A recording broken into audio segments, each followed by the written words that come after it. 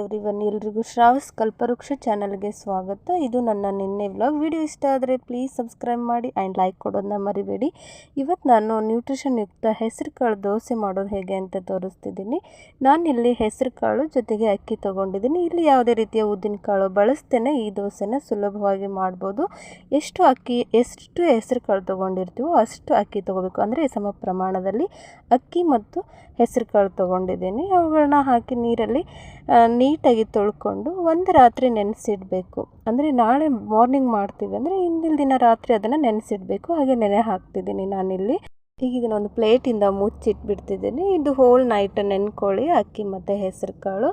ಹಾಗೆ ಮರುದಿನ ಬೆಳಿಗ್ಗೆ ನಾನು ಚಟ್ನಿಗೆ ಬೇಕಾದಂಥ, ಯಾಕಂದರೆ ನನ್ನ ಮಗಳಿಗೆ ದೋಸೆ ಮಾಡಿ ಕಟ್ಟಬೇಕಿತ್ತು ಲಂಚ್ ಬಾಕ್ಸ್. ಹಾಗಾಗಿ ಇಲ್ಲಿ ನಾನು ಕಾಯಿ ಚಟ್ನಿ ರೆಡಿ ಮಾಡ್ಕೊಳ್ತಿದ್ದೀನಿ. ನಾನು ಕೂಡ ನೀವು ಹೇಗೆ ತೊಗೊಳ್ತಿರೋ ಹಾಗೆ ಒಂದು ಸ್ವಲ್ಪ ಕಡಲೆ ಬೀಜ ಅಥವಾ ಶೇಂಗಾ ಬೀಜ ತೊಗೊಂಡಿದ್ದೀನಿ. ಹಾಗೆ ಸಿಪ್ಪೆ ತೆಗೆದಿರ್ತಕ್ಕಂಥ ಬೆಳ್ಳುಳ್ಳಿ, ಹಸಿ ಕೊಬ್ಬರಿ ತೊಗೊಂಡಿದ್ದೀನಿ. ಸ್ಲೈಸ್ ಕಟ್ ಮಾಡಿಟ್ಕೊಂಡಿದ್ದೆ. ಹಾಗೆ ಹಸಿ ಕೊಬ್ಬರಿ, ಅದ್ರ ಜೊತೆಗೆ ಮೆಣಸಿನ್ಕಾಯಿನ ನಾನಿಲ್ಲಿ ಹುರ್ಕೊಂಡಿದ್ದೀನಿ. ಕೆಲವೊಬ್ಬರು ಹಾಗೇ ಹಾಕ್ಕೊಳ್ತಾರೆ, ಎರಡೂ ಬರುತ್ತೆ. ಬಟ್ ನಾನು ಹುರ್ಕೊಂಡೋದಕ್ಕೆ ಮೇನ್ ಕಾರಣ ಏನು ಅಂದರೆ ಖಾರ ಕಡಿಮೆ ಆಗುತ್ತೆ ಅನ್ನೋದಕ್ಕೋಸ್ಕರ. ಹಾಗೆ ಸ್ವಲ್ಪ ಕೊತ್ತಂಬರಿ ಸೊಪ್ಪು ತೊಗೊಂಡಿದ್ದೆ. ನಾನಿಲ್ಲಿ ನೀವು ಹಾಕ್ತಿರೋ ಇಲ್ಲೋ ಗೊತ್ತಿಲ್ಲ, ನಾನು ಮಾತ್ರ ಎಲ್ಲ ಹಾಕ್ತಿದ್ದೀನಿ. ಏನು ಅಂದರೆ ಟೊಮೊಟೊ ಕಾಯಿನ ಹುರ್ಕೊಂಡು ಹಾಕ್ಕೋಬೇಕು. ಯಾಕಂದರೆ ಮಕ್ಕಳಿಗೆ ನಾವು ಚಟ್ನಿ ಕಟ್ಟಿದಾಗ ಅದು ಹಾಳಾಗೋ ಚಾನ್ಸಸ್ ತುಂಬ ಇರುತ್ತೆ. ಹಾಗಾಗಿ ನಾನು ಟೊಮೊಟೊ ಕಾಯಿನ ಹುರಿದು ಹಾಕಿರ್ತೀನಿ. ಹೀಗೆ ಹಾಕೋದ್ರಿಂದ ಚಟ್ನಿ ಹಾಳಾಗಲ್ಲ. ಅಂದರೆ ಸಂಜೆವರೆಗೂ ಚಟ್ನಿ ಹೇಗಿರುತ್ತೋ ಹಾಗೆ ಒಂದು ರುಚಿನೂ ಇರುತ್ತೆ. ಹಾಗಾಗಿ ನಾನು ಟೊಮೊಟೊ ಕಾಯಿ ಹುರಿದು ಹಾಕ್ಕೊಂಡಿದ್ದೀನಿ. ಅದ್ರ ಜೊತೆಗೆ ರುಚಿಗೆ ತಕ್ಕಷ್ಟು ಉಪ್ಪು ಹಾಗೆ ಜೀರಿಗೆ ಸೇರಿಸ್ಕೊಂಡಿದ್ದೀನಿ. ಇದನ್ನು ಕೊಬ್ಬರಿ ಚಟ್ನಿ ಮಾಡಿ ಇಟ್ಬಿಟ್ವಿ ಅಂತಂದರೆ ನನ್ನ ಮಗ ದೋಸೆ ಹಾಕಿದಾಗ ಬಿಸಿ ಬಿಸಿ ದೋಸೆ ಹಚ್ಕೊಂಡು ತಿಂತಾಳೆ ಅನ್ನೋದಕ್ಕೋಸ್ಕರ ನಾನು ಕೊಬ್ಬರಿ ಚಟ್ನಿನ ರುಬ್ಕೊಂಡಿದ್ದೆ. ಈ ರೀತಿ ಒಳಗೆ ಕೊಬ್ಬರಿ ಚಟ್ನಿ ರುಬ್ಬಿಟ್ಕೊಂಡಿದ್ದೆ. ಇದನ್ನು ಒಂದು ಬೌಲ್ಗೆ ಸರ್ವ್ ಮಾಡಿಕೊಂಡು ಒಂದು ಸೈಡ್ ಎತ್ತಿಟ್ಬಿಟ್ರೆ ಆ ಟೆನ್ಷನ್ ತಪ್ಪುತ್ತೆ. ನಾನಿಲ್ಲಿ ಈ ದೋಸೆಗೆ ಯಾವುದೇ ರೀತಿ ಪಲ್ಯ ಮಾಡ್ತಿಲ್ಲ. ಯಾಕಂದರೆ ಇಷ್ಟ ಇದ್ದರೆ ಸಾಕು. ಈ ದೋಸೆ ತಿನ್ನಲಿಕ್ಕೆ ಕಾಯಿ ಚಟ್ನಿ ಒಂದಿದ್ದರೆ ಸಾಕು. ಇಲ್ಲ ನೀವು ಬೇಕು ಅಂತಂದರೆ ಆಲೂಗಡ್ಡೆ ಪಲ್ಯ ಕೂಡ ಮಾಡ್ಕೋಬೋದು. ನಾನು ಈ ಚಟ್ನಿಗೆ ಆಮೇಲೆ ಒಗ್ಗರಣೆ ಹಾಕ್ಕೊಳ್ತೀನಿ. ಯಾಕಂದರೆ ಮಗಳು ಸ್ಕೂಲ್ಗೆ ಲೇಟ್ ಆಗಿಬಿಡುತ್ತಾ. ಹಾಗಾಗಿ ಈ ಚಟ್ನಿಗೆ ಒಗ್ಗರಣೆ ಆಮೇಲೆ ಹಾಕಿದ್ರೆ ಆಯಿತು ಅಂತ ಒಂದು ಸೈಡ್ ಎತ್ತಿಟ್ಬಿಡ್ತೀನಿ. ಇಷ್ಟು ಕನ್ಸಿಸ್ಟೆನ್ಸಿ ಸಾಕು ಚಟ್ನಿಗೆ. ಹಾಗಾಗಿ ಇದನ್ನು ಒಂದು ಸೈಡ್ ಎತ್ತಿಟ್ಬಿಟ್ಟು ಈಗ ನಿನ್ನೆ ರಾತ್ರಿ ನೆನೆ ಹಾಕಿರ್ತಕ್ಕಂಥ ಹೆಸರು ಕಾಳು ಅಕ್ಕಿ ಈ ಎರಡನ್ನೂ ನೆನೆ ಹಾಕಿಟ್ಟಿದ್ದಲ್ಲ ಅದನ್ನು ರುಬ್ಕೊಳ್ಬೇಕು. ಈ ರೀತಿ ಒಳಗೆ ಹೆಸರು ಕಾಳು ಹಾಗೆ ಅಕ್ಕಿ ನೆನ್ಕೊಂಡಿರುತ್ತೆ. ಇದನ್ನು ನಾನು ಮತ್ತೆ ಇದನ್ನು ತೊಳೆಯೋಕ್ಕೆ ಹೋಗಲ್ಲ. ಯಾಕಂದರೆ ಈಗ ಆಲ್ರೆಡಿ ತೊಳೆದಿಟ್ಟಿರ್ತೀವಿ. ಈಗ ಅದು ನೆನ್ಕೊಂಡಿರುತ್ತೆ. ಕಾಳಲ್ಲಿರ್ತಕ್ಕಂಥ ಎಲ್ಲ ಪ್ರೋಟೀನ್ಸು ನೀರಿಗೆ ಕೂಡ ಬಿಟ್ಕೊಂಡಿರುತ್ತೆ. ಹಾಗಾಗಿ ಆ ನೀರನ್ನ ಒಂದು ಸೈಡ್ ಎತ್ತಿಟ್ಕೊಂಡು ಈ ರೀತಿ ಒಳಗೆ ಕಾಳನ್ನಷ್ಟೇ ತೆಗೆದಿಟ್ಕೊಂಡಿದ್ದೆ. ರುಬ್ಕೋಬೇಕಾದ್ರೆ ಆ ನೀರನ್ನೇ ಹಾಕ್ಕೊಂಡು ರುಬ್ಕೊಳ್ತೀನಿ.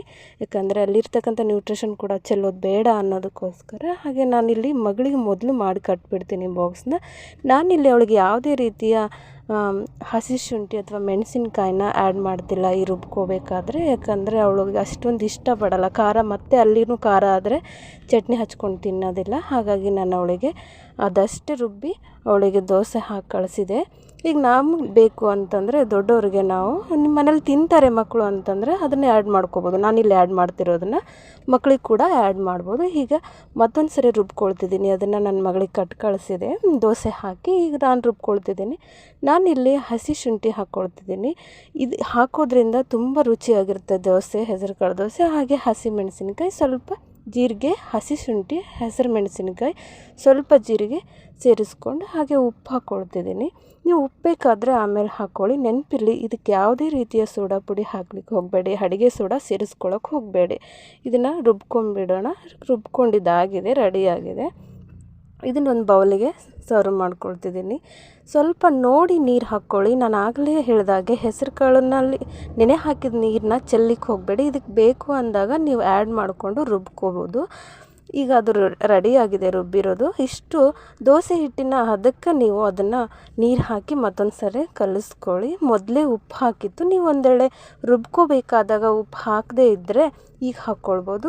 ನೆನಪಿರಲಿ, ಇನ್ನೊಂದು ಸರಿ ಹೇಳ್ತಿದ್ದೀನಿ, ಇಲ್ಲಿ ಯಾವುದೇ ರೀತಿ ಅಡುಗೆ ಸೋಡಾ ಸೇರ್ಸೋಕ್ಕೆ ಹೋಗಬೇಡಿ. ಅಕಸ್ಮಾತ್ ನೀವು ಇದೇ ಹಿಟ್ಟನ್ನು ಪಡ್ಡಿನ ಹದಕ್ಕೆ ಕೂಡ ಮಾಡ್ಕೊಳ್ಬೋದು. ಆಗ ಬೇಕಿದ್ದರೆ ಪಡ್ಡು ಉಬ್ಬಬೇಕು ಅನ್ನೋ ಕಾರಣಕ್ಕೋಸ್ಕರ ಸ್ವಲ್ಪ ನೀವು ಅಡುಗೆ ಸೋಡಾ ಆ್ಯಡ್ ಮಾಡ್ಕೋಬೋದು. ಬಟ್ ದೋಸೆಗೇನು ಅವಶ್ಯಕತೆ ಇಲ್ಲ ಅಡುಗೆ ಸೋಡಾ. ಹಾಗಾಗಿ ನಾನು ಬಳಸ್ತಿಲ್ಲ. ಆರೋಗ್ಯ ಕೂಡ ಅಷ್ಟೊಂದು ಸರಿಯಲ್ಲ ಅನ್ನೋದಕ್ಕೋಸ್ಕರ ಅನ್ನೆಸೆಸರಿ ಬಳಸೋದು ಬೇಡ ಅಂತ ನಾನಿಲ್ಲಿ ಯಾವುದೇ ರೀತಿ ಸೋಡಾ ಪುಡಿನ ಬಳಸ್ತಿಲ್ಲ, ಅಡುಗೆ ಸೋಡಾನ ಬಳಸ್ತಿಲ್ಲ, ಹಾಗೆ ಹಾಕ್ಕೊಳ್ತಿದ್ದೀನಿ. ಈಗ ಹೆಸರು ಕಾಳು ದೋಸೆಗೆ ಬೇಕಾದ ಹಿಟ್ಟು ಹದವಾಗಿ ರೆಡಿಯಾಗಿದೆ. ಈ ಹಿಟ್ಟನ್ನ ಏನು ನೆನೆಸಿಡಬೇಕು 10 ನಿಮಿಷ 20 ನಿಮಿಷ ನೆನಿಬೇಕು ಅನ್ನೋ ಏನು ರೀಸನ್ ಇಲ್ಲ. ನೆಂದೇನೋ ಹಾಗೇನೋ ಹಾಕ್ಕೊಳ್ಬೋದು. ಡೈರೆಕ್ಟಾಗಿ ದೋಸೆ ಹಾಕ್ಲಿಕ್ಕೆ ಸ್ಟಾರ್ಟ್ ಮಾಡಿದ್ರೆ ದೋಸೆ ಚೆನ್ನಾಗೇ ಬರುತ್ತೆ. ನಾನಿಲ್ಲಿ ದೋಸೆ ಹಾಕಬೇಕಾದ್ರೆ ಮೇಲ್ಗಡೆ ಒಂದು ಸ್ವಲ್ಪ ಕ್ಯಾರೆಟ್ ಇತ್ತು, ಹಾಗಾಗಿ ಕ್ಯಾರೆಟ್ ತುರಿದಿಟ್ಕೊಂಡಿದ್ದೆ. ಅದ್ರ ಜೊತೆಗೆ ಸ್ವಲ್ಪ ಕೊತ್ತಂಬರಿನ ಸಣ್ಣದಾಗಿ ಹೆಚ್ಚಿಟ್ಕೊಂಡಿದ್ದೆ. ಇದನ್ನು ನನ್ನ ಮಗಳಿಗೆ ಏನೂ ಹಾಕ್ಲಿಕ್ಕೆ ಹೋಗಲಿಲ್ಲ, ಹಾಗೆ ಅವಳು ತಿನ್ನಲ್ಲ ಅಂತಂದು ಹಾಗೆ ಹಾಕಿ ಕಳಿಸಿದೆ. ಈಗ ಹಂಚಿಟ್ಕೊಂಡಿದ್ದೀನಿ. ನಾನಿಲ್ಲಿ ನಾನ್ ಸ್ಟಿಕ್ ಹಂಚನ್ನ ಬಳಸ್ತಿದ್ದೀನಿ, ತವಾನ. ನಾನು ಮೊದಲು ಬೀಡಿನ ಹಂಚು ಅಂತ ಹೇಳ್ತಾರೆ ಅಥವಾ ಕಲ್ಲಿನ ಹಂಚು ಇತ್ತು, ಅದು ಒಡೆದೋಗಿದೆ, ಹಾಗಾಗಿ ಅದನ್ನೇನು ತಂದಿಲ್ಲ. ಬಟ್ ಇವಾಗ ಅವಶ್ಯಕತೆ ಇರೋದ್ರಿಂದ ನಾನು ಬಳಸ್ಕೊಳ್ತಿದ್ದೀನಿ ನಾನ್ ಸ್ಟಿಕ್ನ. ನೋಡಿ, ನಾನ್ ಸ್ಟಿಕ್ನ ನಾವು ಗ್ಯಾಸ್ ಹಚ್ಚಿಬಿಟ್ಟು ಇಟ್ಟಾಗ, ಹೈ ಫ್ಲೇಮ್ ಇಟ್ಟಾಗ ಅದೊಂಥರ ಸ್ಮೆಲ್ ಬಿಟ್ಕೊಳ್ಳುತ್ತೆ. ಅಲ್ಲೇ ಗೊತ್ತಾಗುತ್ತೆ ಇದು ಆರೋಗ್ಯಕ್ಕೆ ಒಳ್ಳೆಯದಲ್ಲ ಅಂತಂದು. ಆದರೆ ಏನು ಮಾಡೋಕ್ಕಾಗಲ್ಲ, ಎಲ್ಲಿ ಸಾಧ್ಯನೋ ಅಲ್ಲಿ ನಮ್ಮ ಆರೋಗ್ಯನ ಕಾಪಾಡ್ಕೊಳ್ಳೋಣ. ಕೆಲವೊಂದು ಸರಿ ಆಧುನಿಕ ಜಗತ್ತಿನಲ್ಲಿ ನಾವು ಎಷ್ಟೇ ನಮ್ಮ ಹೆಲ್ತ್ನ ಕಾಪಾಡ್ಕೊಳ್ಳೋಕೆ ಟ್ರೈ ಮಾಡಿದರೂ ಆಗೋದಿಲ್ಲ. ಈಗ ನಾನು ಕೂಡ ನಾನ್ ಸ್ಟಿಕ್ನೇ ಬಳಸ್ತಿದ್ದೀನಿ, ಆದರೆ ಆದಷ್ಟು ಅವಾಯ್ಡ್ ಮಾಡೋದು ಬೆಟರ್. ಈಗ ಇಂಡೆಕ್ಸ್ ವ್ಯಾಲಿಯಲ್ಲೆಲ್ಲ ಕಬ್ಬಿಣದ ಹಂಚ್ಬಿಟ್ಟು ತೋರಿಸ್ತಿದ್ರೆ ಅದನ್ನು ತೊಗೊಂಡು ನೀವು ಬಳಸ್ಕೊಳ್ಳೋದು ಉತ್ತಮ. ನೋಡಿ, ಈ ರೀತಿ ನೆನೆಸಿಟ್ಟಿಲ್ಲ ನಾನು ಹಿಟ್ಟನ್ನ, ಹಾಗೆ ಡೈರೆಕ್ಟಾಗಿ ರುಬ್ಕೊಂಡು ತಕ್ಷಣವೇ ಹಾಕ್ತಿದ್ದೀನಿ. ಈ ರೀತಿ ದೋಸೆ ಒಂದು ನೆನಪಿರಲಿ, ಹೈ ಫ್ಲೇಮ್ ಇಟ್ಟಾದಮೇಲೆ ಒಂದು ಸರಿ ತವಾ ಕಾದಾದಮೇಲೆ ಲೋ ಫ್ಲೇಮ್ಗೆ ಇಟ್ಬಿಡಿ. ತೀರಾ ಲೋ ಫ್ಲೇಮ್ಗಿಟ್ಟು ಈ ರೀತಿ ದೋಸೆ ಹಾಕ್ಕೊಳ್ಳೋದ್ರಿಂದ ದೋಸೆ ಅಂಟ್ಕೊಂಡು ಬರಲ್ಲ, ನೀಟಾಗಿ ಸ್ಪ್ರೆಡ್ ಆಗುತ್ತೆ. ಈ ರೀತಿ ಒಳಗೆ ನೀಟಾಗಿ ಸ್ಪ್ರೆಡ್ ಆಗುತ್ತೆ. ಈ ದೋಸೆ ನೀವು ಯಾವುದೇ ಎಣ್ಣೆ ಹಾಕದೇ ಇದ್ರೂ ತಾನೇ ಬಿಟ್ಕೊಳ್ಳುತ್ತೆ. ಇದು ನಾನ್ ಸ್ಟಿಕ್ ಹಂಚಲ್ಲಿ ಅಷ್ಟೇ ಅಥವಾ ನಾನ್ ಸ್ಟಿಕ್ ತವಾದಲ್ಲಿ ಬಿಟ್ಕೊಳ್ಳುತ್ತೆ ಅನ್ನೋದಿಲ್ಲ, ನೀವು ಯಾವುದ್ರಲ್ಲಿ ಹಾಕಿದ್ರೂ ನೀಟಾಗಿ ಬಿಟ್ಕೊಳ್ಳುತ್ತೆ. ಅದ್ರ ಜೊತೆಗೆ ಹೆಸರು ಕಾಳು ದೋಸೆ ಮಕ್ಕಳಿಗೆ ತುಂಬಾ ಆರೋಗ್ಯ ಕೊಡೋದು. ಮಕ್ಕಳಿಗೆ ಅಂತಲ್ಲ, ದೊಡ್ಡವ್ರಿಗೆ, ಮಕ್ಕಳಿಗೆ, ವಯಸ್ಸಾದವ್ರಿಗೆ ತುಂಬಾ ಆರೋಗ್ಯ. ಒಂದು ಬೌಲ್ ಮಾಂಸ, ಒಂದು ಬೌಲ್ ಹೆಸರು ಕಾಳು, ಎರಡನ್ನೂ ಸಮವಾಗಿ ತೂಕಕ್ಕೆ ಹಾಕಿದಾಗ ಎರಡು ಸಮವಾದ ಶಕ್ತಿನೇ ಕೊಡ್ತಾವೆ ಅಂತ ಹೇಳ್ತಾರೆ. ನೋಡಿ, ಯಾವುದೇ ರೀತಿ ಆಯಿಲ್ ಹಾಕದೇ ಇರಲಿ, ದೋಸೆ ನೀಟಾಗಿ ಎದ್ಕೊಳ್ಳುತ್ತೆ. ಮೇಲ್ಗಡೆ ನಾನಿಲ್ಲಿ ಸ್ವಲ್ಪ ಕ್ಯಾರೆಟ್ ತುರಿ ಹಾಗೆ ಹೆಚ್ಚಿಟ್ಕೊಂಡಿರ್ತಕ್ಕಂಥ ಕೊತ್ತಂಬರಿ ಸೊಪ್ಪು ಹಾಕಿದೆ. ಮತ್ತು ನೆಕ್ಸ್ಟ್ ಎರಡನೇ ದೋಸೆ ಹಾಕ್ತಿದ್ದೀನಿ.